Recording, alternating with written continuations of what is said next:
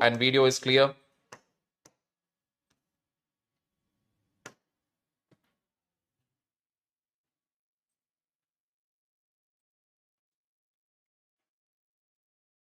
Good afternoon, Lipika. So moving into the last part, again, only one topic was remaining before we wound up. That is mass-based politics. So very quickly, let us move into that. In politics, the term base refers to a group of voters who almost always support a single party's candidates for elected office. Example again for this would be the Amethi constituency. Now, Amethi constituency, if you see, it is very, like, it has always been what you call a Congress stronghold. That is, any candidate, if you and I also go there under Congress ticket, we will win. That is the thing. But then what happens? Sometimes, again, like I told you, Indian voters, you can never predict their behavior. Indian voters at one point of time gave the election mandate to whom? Smriti Irani from BJP. Then everybody thought, okay, Congress has lost it. Now Congress will never regain Amethi back. Last year, we saw how basically a nobody, somebody was contesting there for election, no doubt about it. But then hardly anybody in the mainstream media knew who this candidate was. Everybody basically said that, okay, it is somebody who is standing there because anyway you're going to lose. So they have kept a Balika Bakra there. But ultimately, what do we see? That person winning the election. So here the point is that the mass-based politics, when we talk about also, it has its own set of limitations. Because mass-based politics don't think that just because it is a party, always people will vote for that party. Because where emotion is involved, if you like a political party today so much, be prepared for the fact that the same liking can become hatred tomorrow. That is the thing with masses. You never know what will work and what will not. Base voters are very unlikely to vote for the candidate of an opposing party regardless of the specific views each candidate holds. That means this is what exactly Simon was talking about. Irrational decision making. Why? It is purely based out of an emotion. Mass-based politics is often related to the charisma of the individual. And it's चलने का तरीका, उठने का तरीका, बैठने का तरीका, बात करने का तरीका, the way they speak, stand, they carry themselves, the dressing, all these matters. In the Indian context, the charisma is often associated with the region, religion, language spoken, gender, caste, all of this involves. Rarely a candidate's intellect has appealed to the masses. Very rare it is. Very few people only will say, no, if you actually go and ask the local voters, they may not be very happy with a guy like Shashi Tharoor. They'll be like, what is he? He does not give nice speeches. He does not talk religiously. He does not talk on the basis of caste, nothing. Why? Because he is what you call as a modern definition of a statesman. Talk about the issues. Let's criticize about the issues. That is the point. Getting the idea here.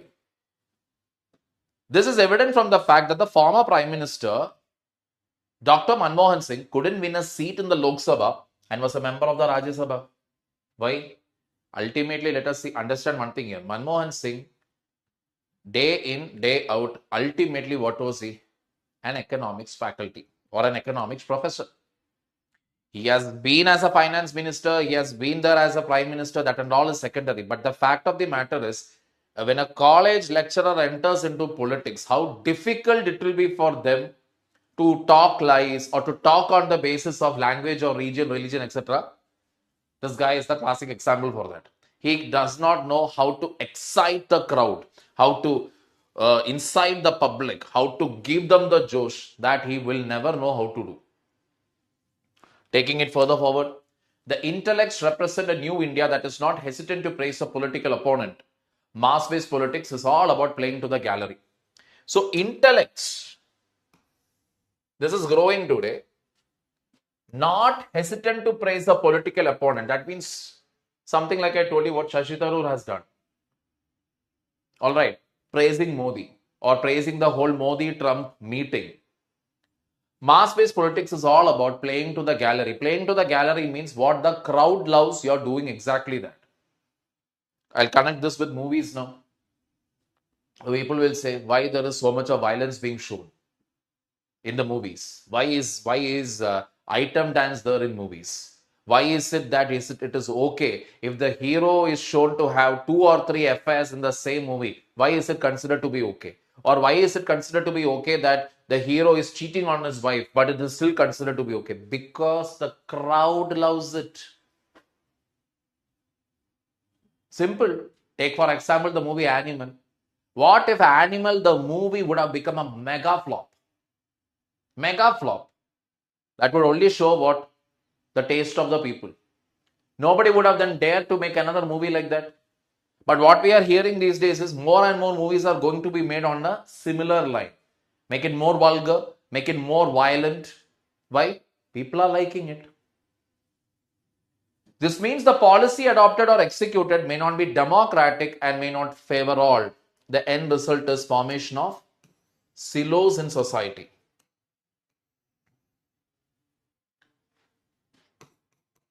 Freebies. It is helping a certain section of the population. They are happy with it.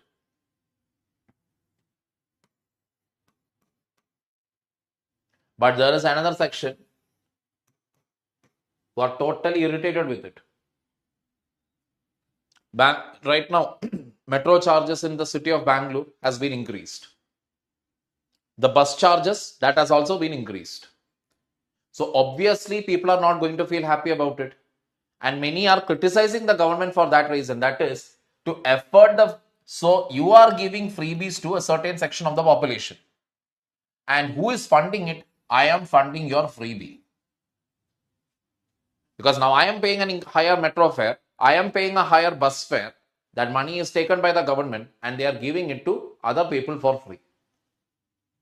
So it ends up creating silos in society. Silos simply means in military parlance or in defense, you basically what you call silos is the place where weapons are stored. In separate compartments, it will be stored. That is what you call silos. Silos, when we use it in public administration, it means compartmentalization. Sab apne apne jagah. No interaction. Country or national development is ignored to protect selfish interests. People look to fellow members of the same caste, religion, or region. This elevates group politics and devalues intellectual principles. Group interests dominate and create division in society. So one side you have freebies, people who want freebies support it, people who don't like it oppose it. So you will have basically the supporters on one side, the opposers on another side. They are all divided. So this will only go on to increase what more and more divisions in the society. Already you have enough divisions in the name of region, religion, caste, language, gender, everything. Now you have one more thing, freebies. Groups influence election.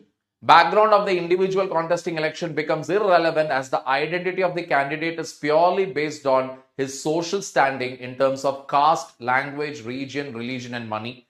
This has led to criminalization of politics. So,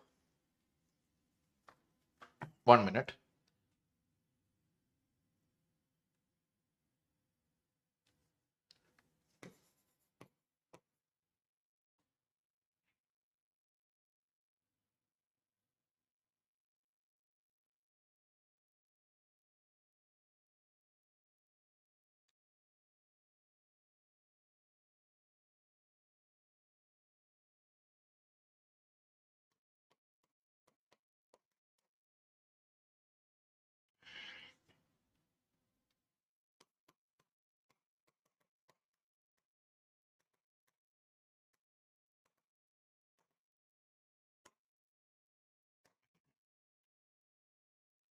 40% of the sitting MPs have criminal cases against them. 25% of that have serious criminal cases. Serious criminal cases means these involve rape, murder, attempt to murder, all of that. Getting the point here? Because people are not bothered. People don't care. That is, the Indian crowd doesn't really care whether that person has committed rape in the past, whether that person has committed murder in the past, nothing. Same caste it is, same religion it is, same region it is. These are the ultimate factors whereby which people are getting voted. And let me tell you, when we say that system is bad or criminals are there in the whole system, we must understand one thing. Quality of any political system is only as good as the quality of people. Until and unless we as a society improves quality of our political system, will never improve. Clear? Moving on. Previous year questions. The economic reforms have significantly infringed the basic values and spirits of the Indian Constitution. Examine 10 marks 2019. Very tricky question, because at the outset, if you look at it, it looks like a polity question, or it can even look like an economic question. But this is a question that has come for public administration. So how do you write it is, obviously, intro,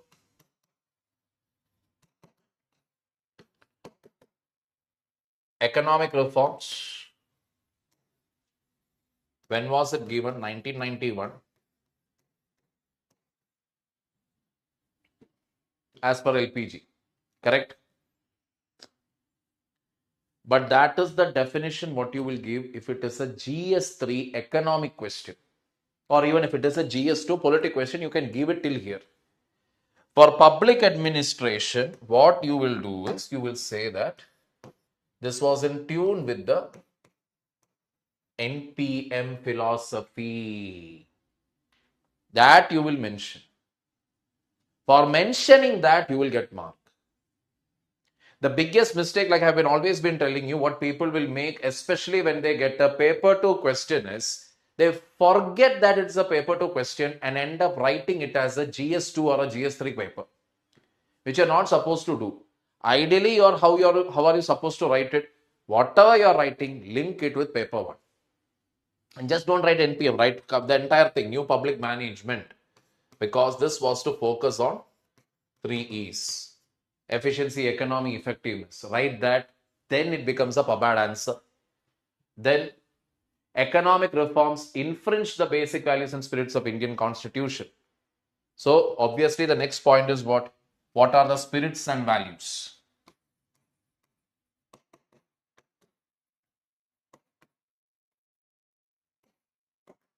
Justice, liberty, equality, fraternity.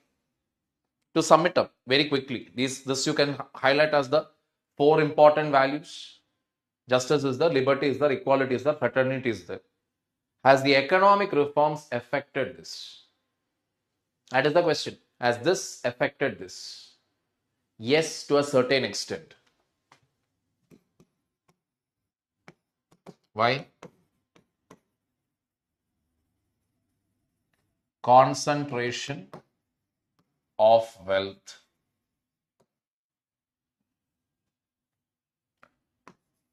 B. Increased inequality.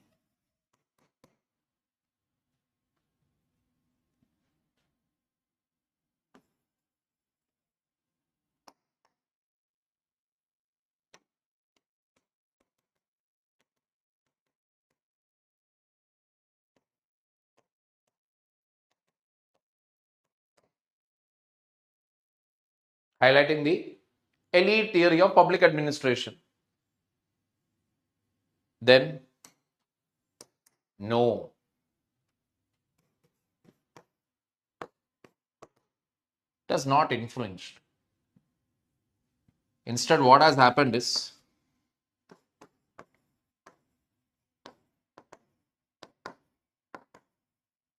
Per capita income improved.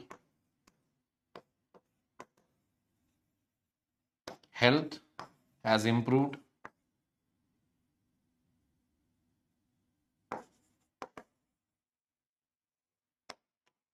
Literacy has improved.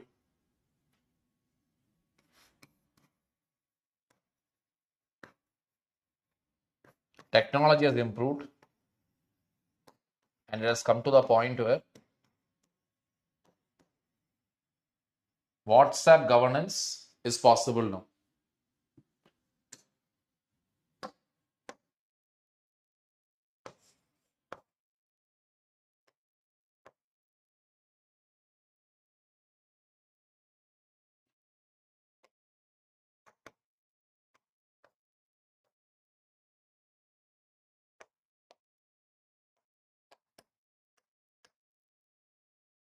Good governance with the features of NPS. This much you write, give the final conclusion, answer is over. Getting the point here. If I remove those, whatever I have given in pink, if I remove it, then it easily becomes what? The paper 2 becomes easily a GS2 or a GS3 question paper. That's the only thing. So as much as I told you, when you choose public administration as an optional, one of the biggest advantages, you don't have to waste your time separately preparing for GS2 or GS3. You don't have to do that. Majority of the topics will overlap. But what is the catch? The catch is many a times students forget that it is GS paper. It is not your GS paper 2. It is paper 2 of PubAd. So always keep it in mind, whatever answer you are writing in paper 2, you have to link it with paper 1. Clear? Any doubts here?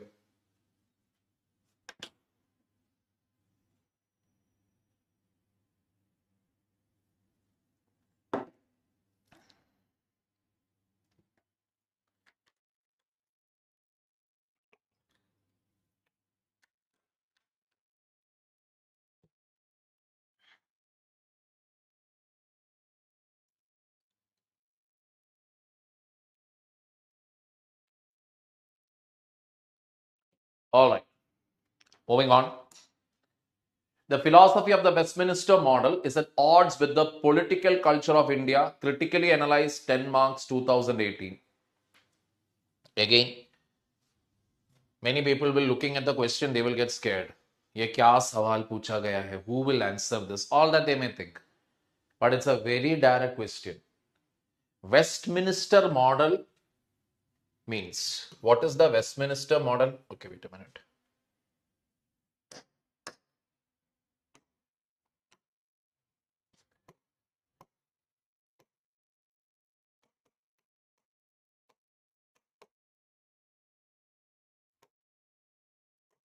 Westminster model, if you see, it is purely rational,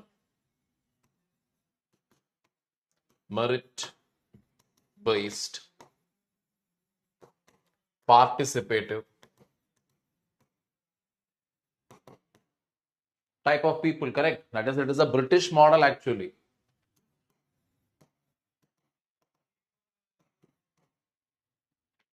Rational, merit based, participative, parliamentary system, correct? That is what it is. Then, coming to the political culture of India. Political culture of India, if you see, it is parochial, it is subject based, plus it is also participative, and it is a mix of all these. 1, 2, 3 also is there, mix of all these is there, as given by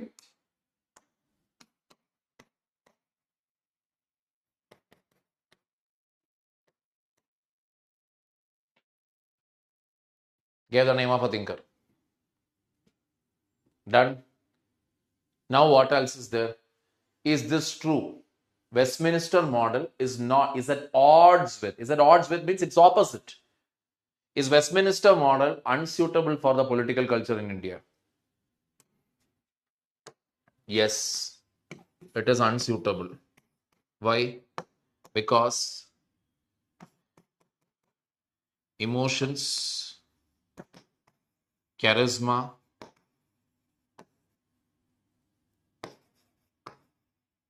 mass based politics, these are what rules our country.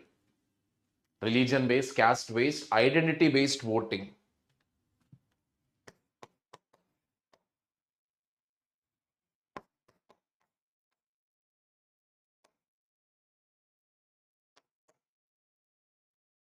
All these. No, it is not at odds.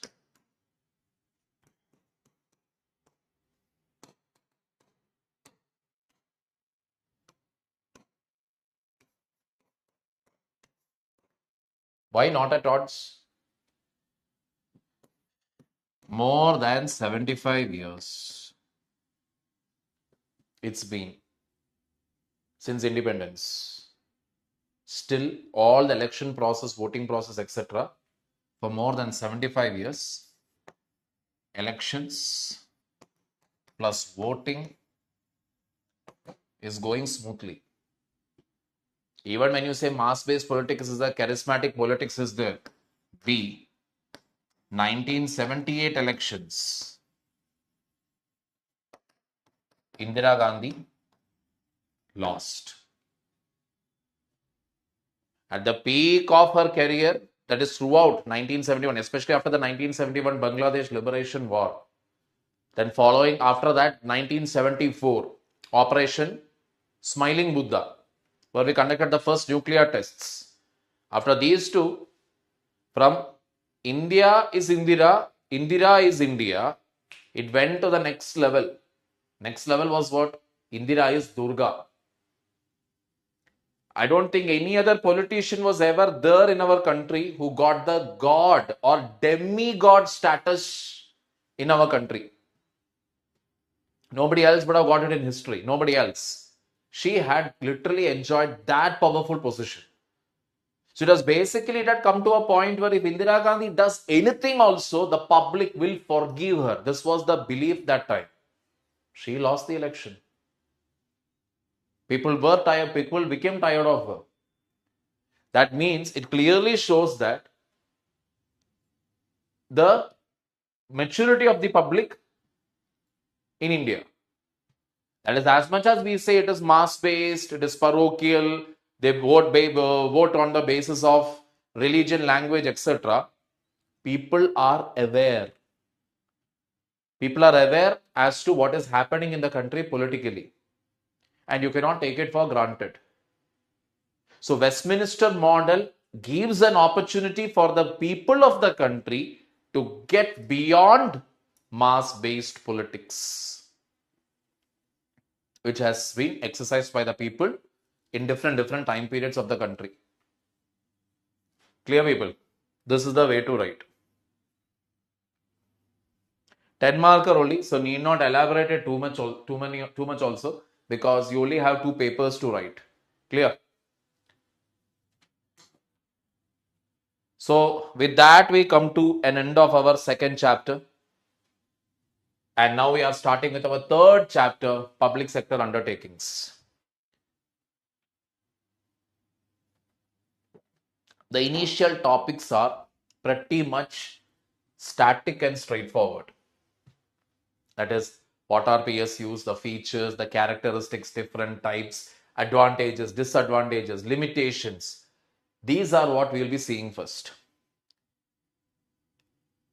What is the probability that a static question may come from here? It is very, very, very low. If it is very low, sir, then why are we dealing with all of this? Why are we dealing with different types of PSU or advantages, disadvantages? Why? Why is it even needed? I'll tell you the reason for it. Number one, a question was asked once. Unbelievably, a question was asked for just for 10 marks. Different types of PSUs. Compare them in limited words. They are literally asked that. Which paper? Paper 1. I'm not joking. In paper 1, UPSC has asked about PSUs. Getting the point here? That means UPSC will play many tricks with you. Paper 2 topic can be asked in paper 1. Paper 1 topic can be asked in paper 2. You should be ready for both. Clear? Only once they have done that. Otherwise, in paper 2, whenever a question on PSU comes, they generally ask questions like, to what extent is it relevant even today? Then the discussion about privatization of PSUs, the disinvestment policies of the government, the analysis of it. These are the nature of questions that we can generally expect from this area. All right. So the practical aspects of it, the data based, like PSU, should it be disinvested or etc. or not, that we'll see towards the end. Initial discussion will be largely confined to the static portion. All right. Keep reading it. That's all I would say. Don't try to by heart or mug it. Okay. So let us start. The definition. Public sector undertakings are entities that are owned, managed, or controlled by national or state governments. Owned, managed, or controlled by national or state governments. Main objective, to deliver the public goods and service at lesser rates. Come down, make it cheaper. Quality services. Increase the industrial base and provide employment. Increase the industrial base means, again, as you know, government is deciding, okay, I will make one industry here, one power plant there, one coal mining plant here. When government is doing that, what is happening? You're creating more industries and more factories. You're putting a base there. People will get employment. From that industry, you can keep getting updated. Public sector undertakings may collaborate with private entities for the delivery of services. Clear? Moving on. Objectives. Achieve the desired socio-economic objectives like reducing poverty, improving employment. Profits are utilized for the development of the country, welfare of workers and society, welfare maximization over profit maximization in the pre-LPG era. What does that sentence mean?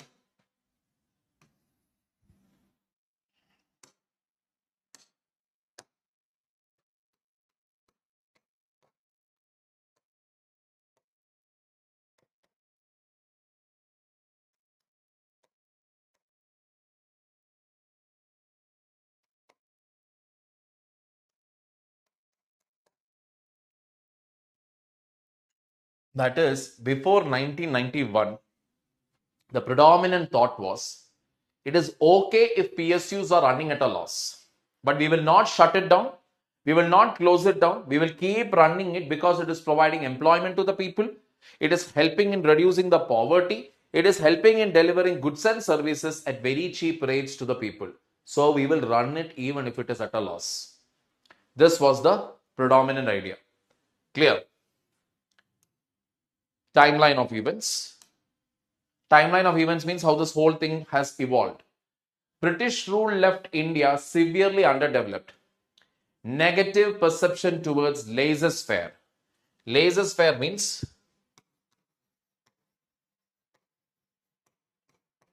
market-based economics, demand and supply. So generally, if you see, like I have told you, even now we have a negative attitude towards business people, businessmen, not business people, businessmen, corporates. We have a negative attitude. We feel that they are all, sucking out money from people.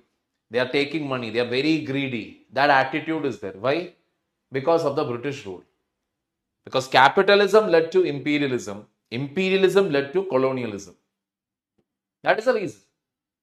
So we never had the idea, let us encourage capitalism in the country. It was always what government will provide everything. 1931 Karachi session, nationalization of key industries as a strategy was adopted. Nationalization of key industries means what? Even if there are private industries, it will be taken up by the government. Government will run it. No private players there.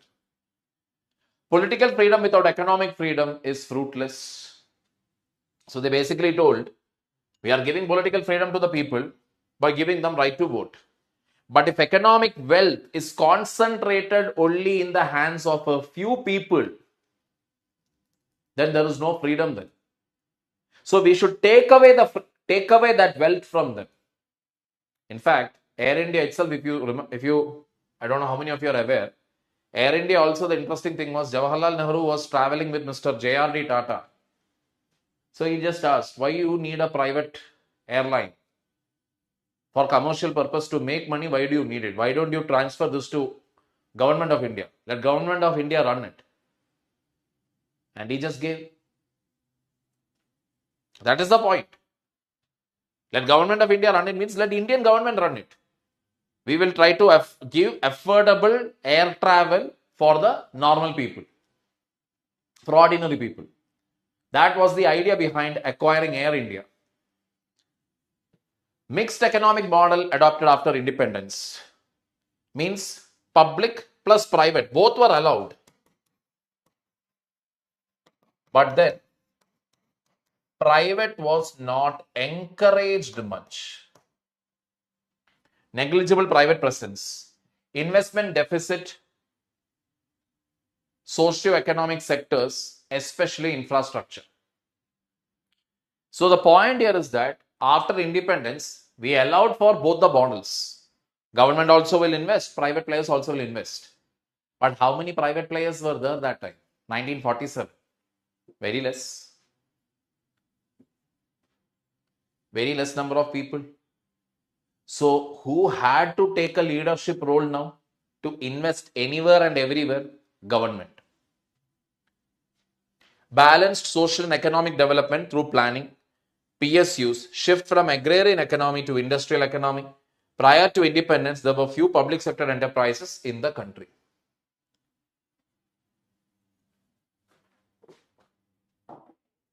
So, to ensure that there is balanced development, we came up with the idea of what?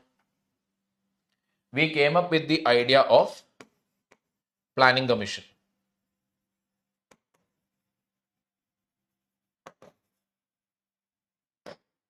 Then PSUs were established basically to help India move from an agrarian economy to an industrial economy. And very few public sector enterprises were there back during the British days. Not surprising, because British also were only interested in what? Profits. Correct? The railways, the posts and telegraphs, the port trusts, the ordnance factories and All India Radio and few enterprises like the government salt factories, quinine factories, etc. were departmentally managed. Industrial Policy Resolution 1948.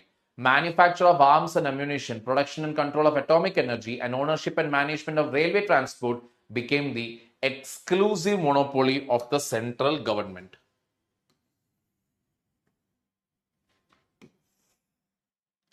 Second 5-year plan. The public sector was to function in accordance with the socialist pattern of society.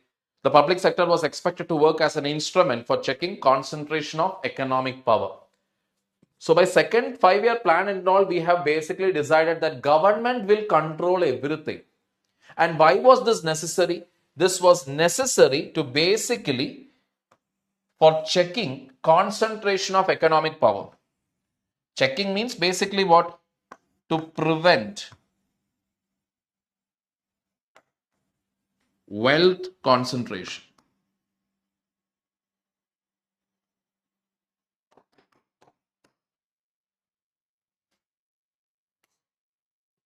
The 1956 Industrial Policy Resolution gave primary role to the state to assume a predominant and direct responsibility for industrial development.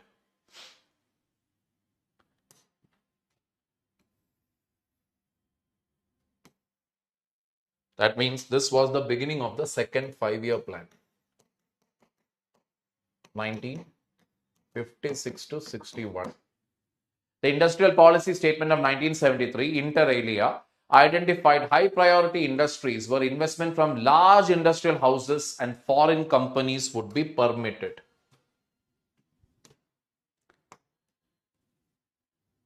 As you can see, this could be highlighted as the early days.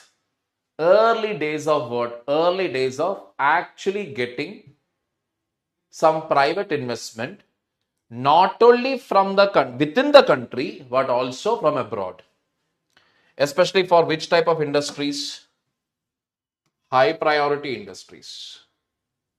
Investment from large industrial houses and foreign companies. The Industrial Policy Statement of 1977 laid emphasis on decentralization and on the role of small scale, tiny, and cottage industries. So, 1977, all the decisions, sare faisle, why should only the government do? Sare industries. Let us start focusing on what small industries at the village level. The Industrial Policy Statement of 1980 focused attention on the need for promoting competition in the domestic market,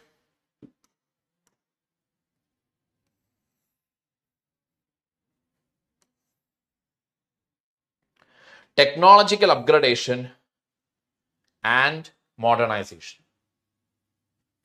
So, as you can clearly see, from the 70s onwards, slowly, from allowing private industrial houses to make investments. Number two, decentralization. Number three, competition. The policy laid the foundation for an increasingly competitive, export based, and for encouraging foreign investment in high technology areas. On the eve of the seventh 5-year plan, a broad based infrastructure had been built up, basic industries had been established. A number of policy and procedural changes were introduced in 85 and 86 under the leadership of Rajiv Gandhi, which are aimed at increasing productivity, reducing costs, and improving quality.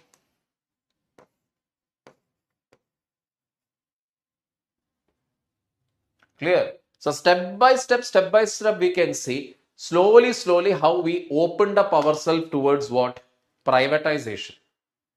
But otherwise, largely everything was controlled only by whom? Government. This is just a timeline. Not that you have to buy hard this or anything. Just understand. Dheere how we opened up. Clear?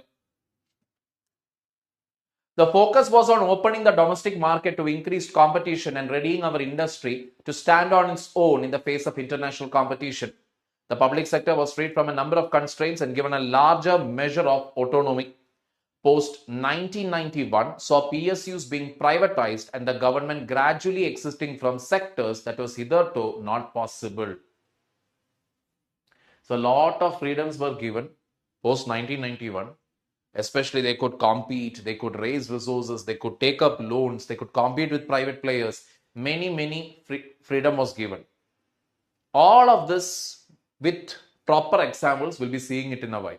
Clear? We'll be even discussing the Arjun Sengupta Committee recommendations. Features of PSUs. Government ownership. Number one, it is either totally owned by government or the majority shares are taken up by the government. Sometimes 50% of share is owned by the government. Ultimate decision making lies with the government. That is even a 50 percentage. Anything more than 50 percentage, if it is with government, government will take the call there. Government management and control. Autonomous body which is managed and owned by the government. Government controls and manages organization by appointing key personnel. True. From all the appointments in a PSC, if you see, who is doing that? Government is only doing that. Nobody else can interfere there. Public accountability. It is operated by government fund, accountable to general public, which is carried out by the parliament. So CAG audits, they are susceptible to. Otherwise also, the performance of PSUs can be debated and discussed inside the parliament.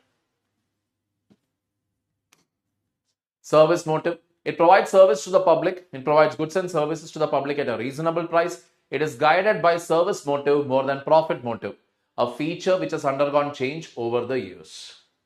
That is, especially after 1991, the thought processes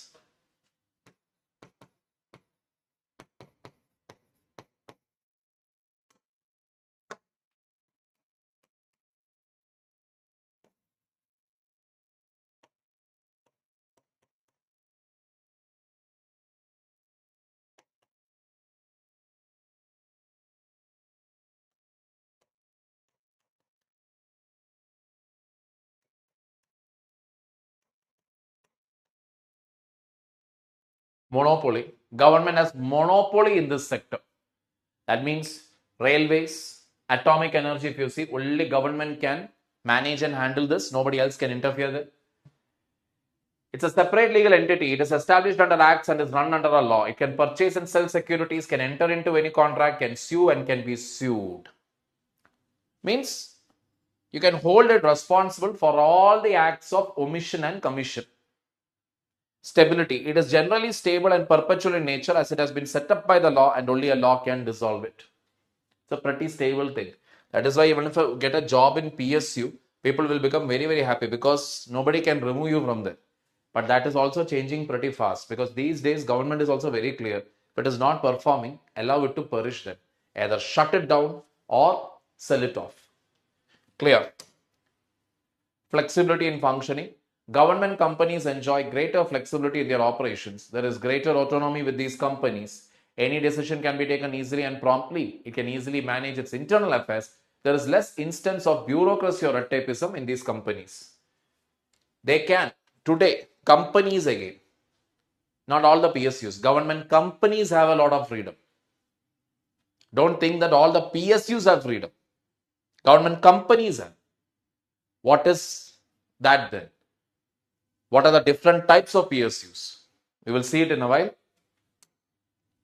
Advantages of PSUs, very quickly. Reduces monopoly of private entities, better management of countries' natural resources, economies of scale, labor interests are protected, affordable quality products for consumers, self-reliance, that is Hindustan Aeronautics Limited, balanced production, sustainable production compared to private entities, reduced exploitation of labor and the public, better accountability, huge investments may not always be possible for the private sector. So these are the advantages. Nobody can exploit the resources of our country. It brings about a balanced growth.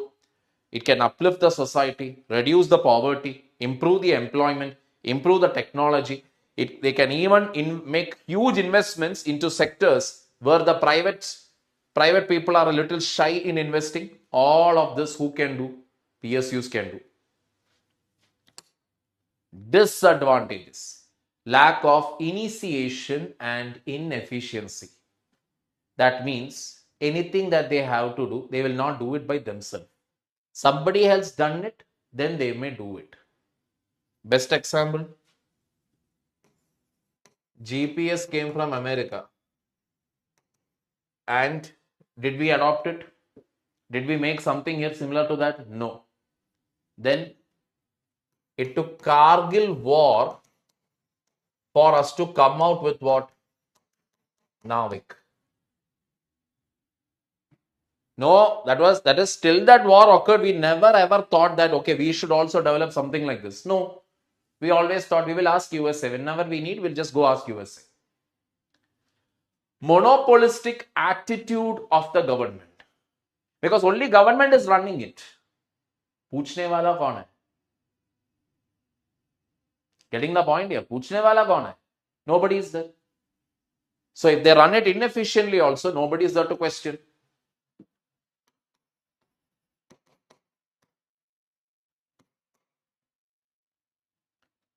Clear? Political interference. Definitely, politicians keeps interfering in the matters of PSUs. We will see that also. Indecisiveness and slow decision making. Hindustan Aeronautics Limited. Hindustan Aeronautics Limited, very recently during the Aero Show, the air chief criticized HAL. And he basically said that whatever you signed that contract, this contract, any contract you talk about, until and unless you don't make the product and deliver the product, what is the whole point? He directly criticized HAL for the delay. One small light combat aircraft from HAL, called Tejas. So light combat means you must understand only one person is sitting inside. And it is not having some big technology and all. Everything normal only. For that, HAL took close to 32 years. Getting the point here. Poor management. Again, Best example for that was your Air India, which they thankfully privatized it now. Slow growth. PSU's growth, again, if you see, growth of most PSUs are not that great. Very less flexibility, less investment in innovation and R&D. You will never see our PSUs coming with something great, which other countries want. Nowadays, it has started happening. Nowadays, what is it? With the defense sector, we are seeing some bit of innovation, R&D, etc. happening. Rigidity in procedures. Most procedures are very rigid. It is not easy to take any decision. In fact, decision making, if you see that is happening inside PSUs, are largely at a slow pace. Clear?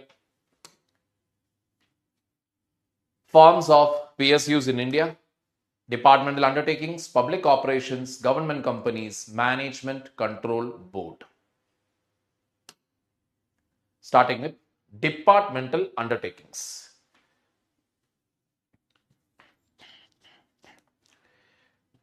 What do you mean by that? It is one of the oldest forms of PSUs. It is organized, financed, and managed in same way as any other department of the government. Example: posts, railways, ports, and harbors. That's what you call a departmental undertaking. Department of Posts under the railways, Department of Railways, like that. For ports and for harbors. Let's see its features. Undertaking is a major subdivision or department of a ministry in the central or state government. The Ministry of Railways, under that you have Department of Railways. It is financed by the annual appropriations from the treasury, and its revenues are paid into the treasury. Means fund for these departments comes from the Consolidated Fund of India. Whatever money is generated by the Department of Post through stamps or speed post or whatever, that money will go to where? That also will go to Consolidated Fund of India.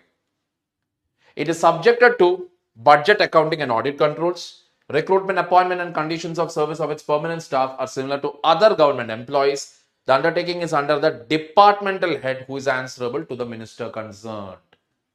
Means Department of Post also, if you see, it will be under a departmental head. Most of the time an IAS officer, senior bureaucrat, it will be, who is answerable to the minister. It enjoys sovereign immunity of the state. Means what? It is completely under the government. So just like how that government is sovereign, when we say need not be, is not under anybody, is not above anybody, can take their independent decisions, etc. They can also take on paper. Reality is what? Minister will take all the decisions. Clear? Merits. It is effective in achieving national objectives. True. Railways ensures connectivity. Department of Posts ensures connectivity. Ensures maximum parliamentary control. Why? Because it is under the minister. Minister is answerable.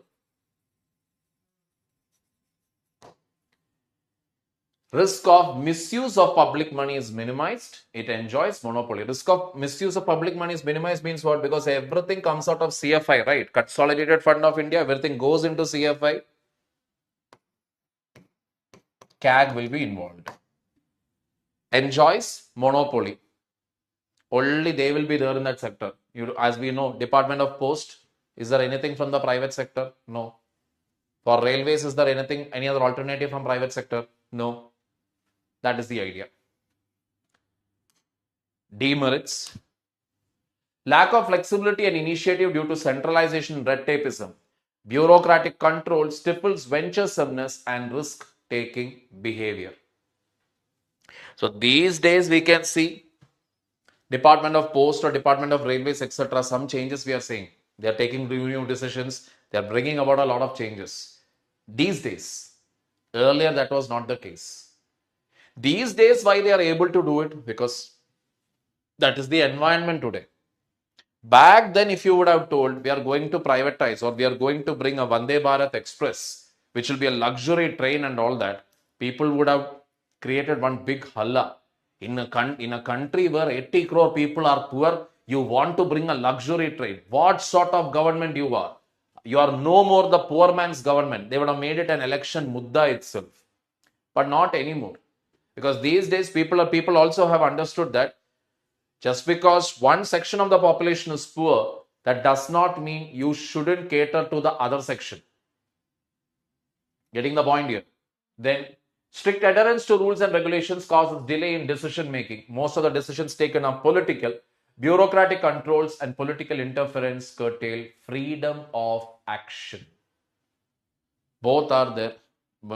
Ministerial interference, political control, and any decision that they have to take, all these are political only. They are not based on market principles.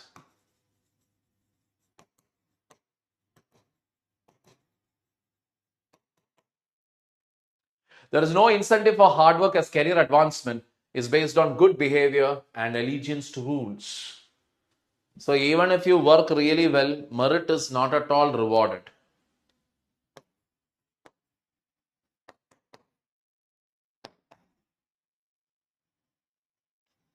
Because appointments here unfortunately are based on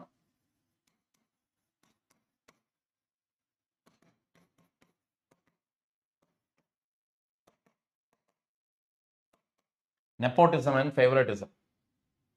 Clear? It cannot take long-term policy decisions. It cannot be run like a business because of government controls. That is the next point. Long-term policy decisions they cannot take because if government changes, again, policy changes.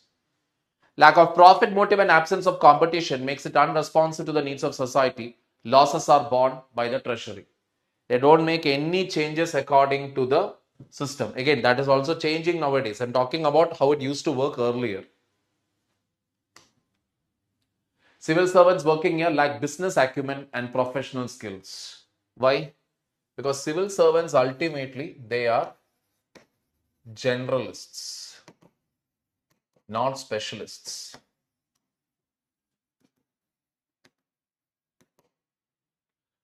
Much of the time is lost in answering parliamentary questions and other works concerned with the legislature.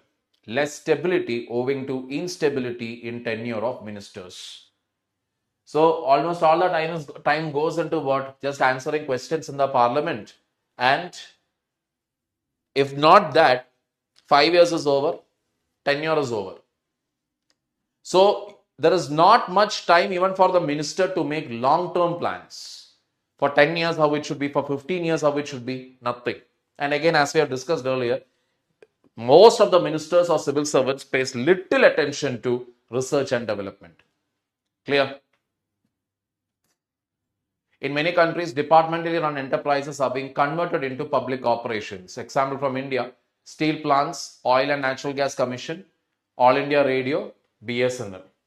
These days, we can see even BSNL is also trying really hard to put up a tough competition with Airtel as well as with Jio. BSNL is even tying up with Tata to deliver 5G services. Clear, people? Necessity. Matters involving secrecy, Department of Atomic Energy. See, some departments should be kept completely with the government only, especially Atomic Energy Department, where government want to exercise strict control and supervision, like broadcasting and communication, Doordarshan, Press Information Bureau, all of that. To generate revenue for public exchequer, railways, for providing essential services like electricity and water. For all this, you need what? Departmental undertakings.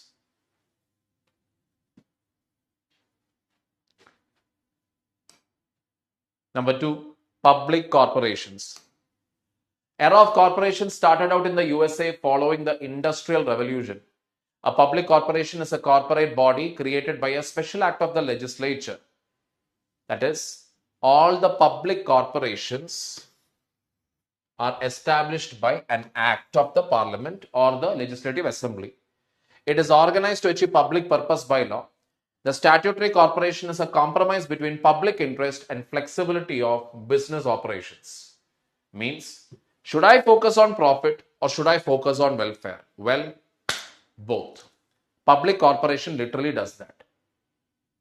Getting the point here. Departmental undertaking, the thing is, it can be even running at a loss, but not a public corporation. You have to balance both. Public corporations are the result of the entry of the state into the field of business and commercial enterprise. Its features are: it is a legal entity created by a separate act of parliament or state legislature. It is financially self-supporting. That means their money they have to generate. It will not come from consolidated fund of India. That is the thing. That means running literally like a business.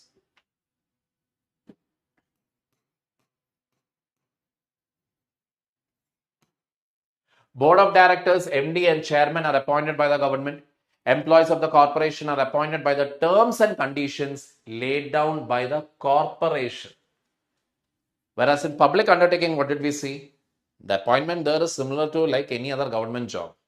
But in a public corporation, they can keep a separate exam for getting their employees, the employees whom they want. It is not subject to budgetary audit and accounting regulations. They are created for a specific purpose. They are accountable to the government. They enjoy autonomy in day-to-day management. Even they have service motive over profit motive.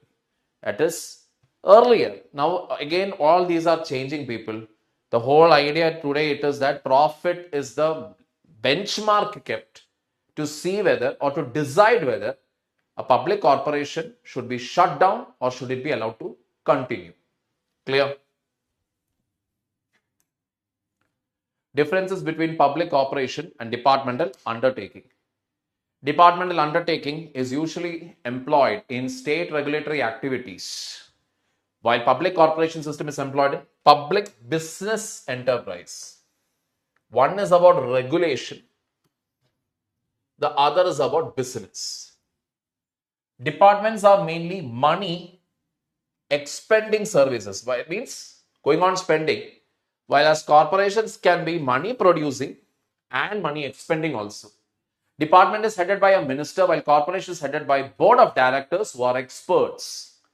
Policies and day-to-day administration in departments are decided by the minister, while in a corporation it is decided by the board of directors.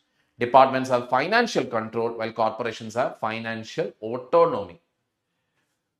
Obviously, financial control means ultimately government can decide how much money to be given to a department in their budget allocation. Public corporation, they have their own freedom to make economic decisions. Public corporations operate on a self-supporting basis. Personnel procedures vary in departments and corporations, because in departments it is just like any other government job. Corporations, they have their specific criteria for selecting people. There is a direct relationship between income and expenditure in corporations. Means if the corporations are not running at profit, they can be very well shut down. Corporations are subject to commercial audit and not government audit. Corporations enjoy less political control compared to departments. Generally, ministers cannot interfere much with the working of the corporations. Still, people interfere, but compared to a departmental undertaking, it is less.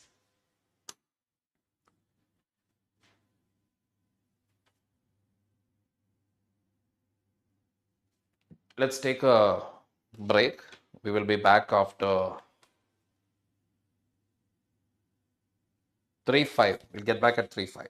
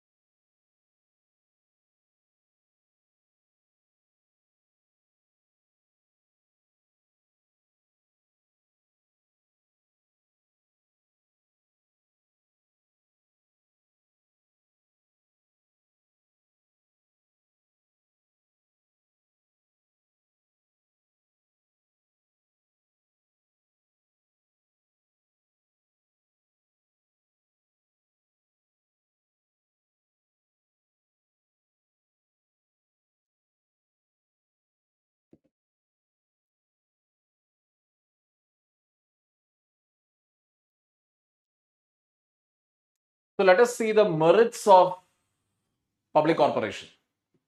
Enjoys administrative and financial autonomy and therefore can take long-term policy decisions, which is true. It can adapt itself to the demands of the environment as it is free from the regulations of the government. Today, it is happening, not earlier. It is not affected by political changes much because it is not directly under any minister's control. Board of directors will take the decision. It can employ professional trained experts, unlike a departmental undertaking. As it is established by law, the law can be changed to suit the situation. One simple amendment is enough and they can get more powers to run the show.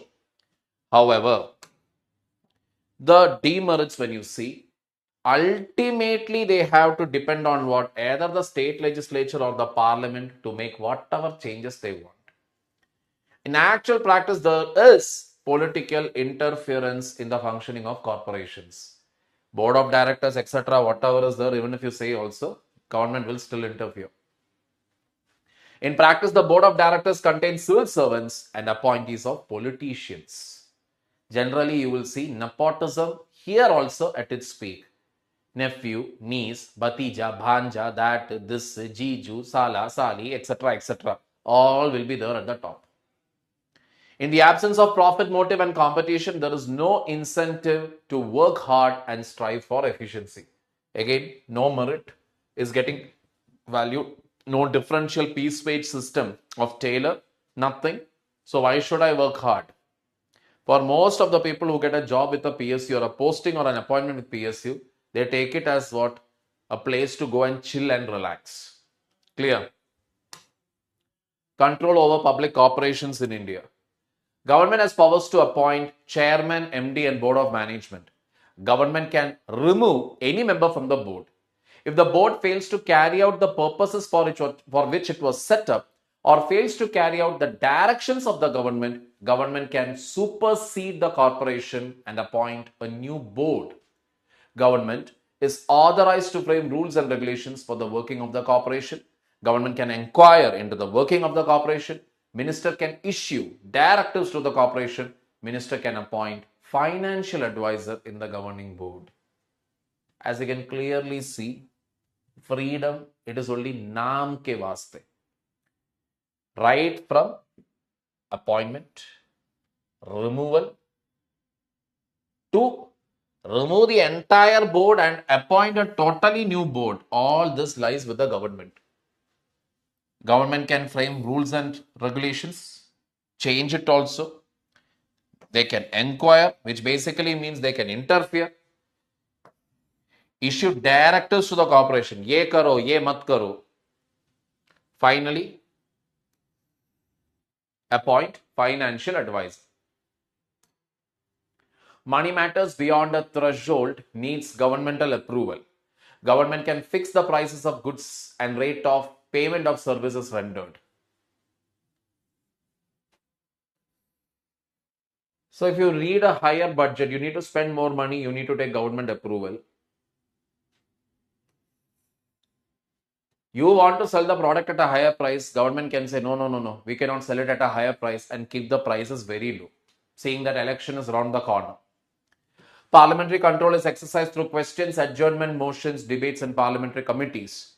Committee on Public Undertakings examines the reports and accounts of the corporations. That is, parliamentary control is available here also. Clear, people? Moving on. Number 3, government companies. A government company is a company in which less than 51% of the shared capital is held by the central government or by any state government, or partly by the central government and partly by one or more state government. Less than 51%. Less than 51% means ultimate decision making authority is not the government. Chahe wo center ho ya state. Neither the center nor the state. Company can be regarded as a mixed enterprise as it contains both public and private interest. Examples include BHEL, Bharat Heavy Electric Limited, Hindustan Machine Tools Limited, ONGC Commission. Its features are: it is registered or incorporated under the Companies Act and is also governed by the Act. It has most of the features of a private company. It is a legal entity. Management lies with the board of directors who are appointed by the government based on the extent of shares held by the government. So compared to a public corporation here, there the entire board of directors, it's a government appointment. Here, government can appoint based on how much share they hold. Lesser shares, lesser number of people. More the shares, more. Its articles and memorandum of association can be revised by the government. That means articles and memorandum of association means under what rules or guidelines this has been created. Government can change it. They are exempted from the personnel, budgeting, accounting and audit laws, rules and procedures applicable to government departments. Employees are recruited by the company and they are not government servants. Very clearly this is mentioned. They are not at all government servants.